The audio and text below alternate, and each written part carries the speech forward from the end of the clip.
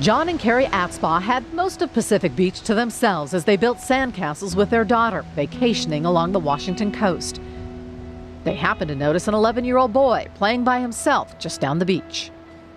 He started playing on this big log that was at first just sitting on the sand, but then as the tide came in, it started to lift it and started kind of bumping it a bit. I wasn't really concerned because we played on driftwood when we were kids, so I didn't really think anything of it, but I just felt like a need to watch him and keep my eye on him.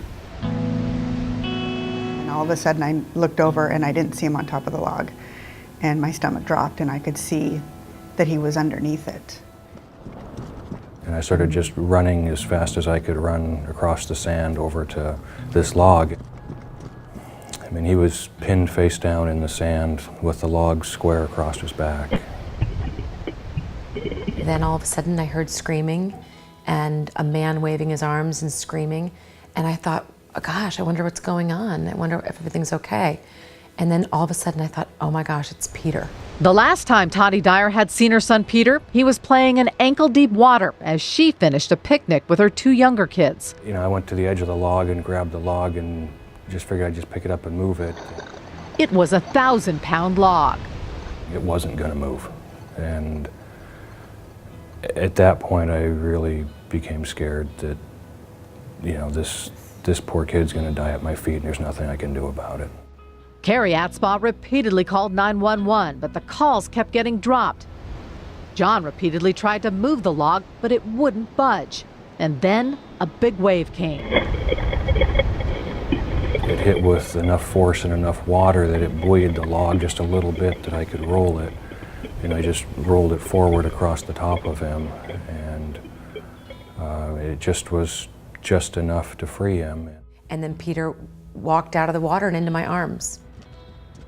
John knew Peter was seriously hurt. He sprinted across the beach and up nearly 100 stairs to a landline to call for help.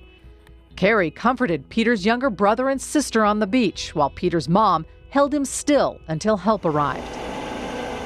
Peter was flown to Harborview with a lacerated liver, a tear in his intestines, and enough bruising to turn most of his body purple. Can you come up? Today, Peter is absolutely fine and deeply thankful for Cary and John.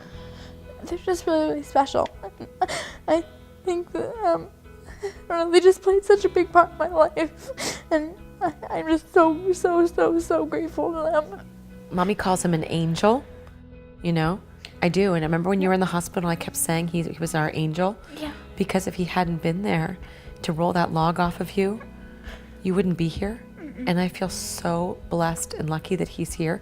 Yeah. He was there, you know that? Because of him being there, you're here. Yeah. You know?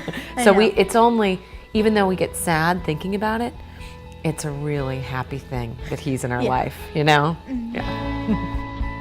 I think a lot of us are placed in different situations in life, whether we know about it or not, in advance, to accomplish different things. Get a hug, kid.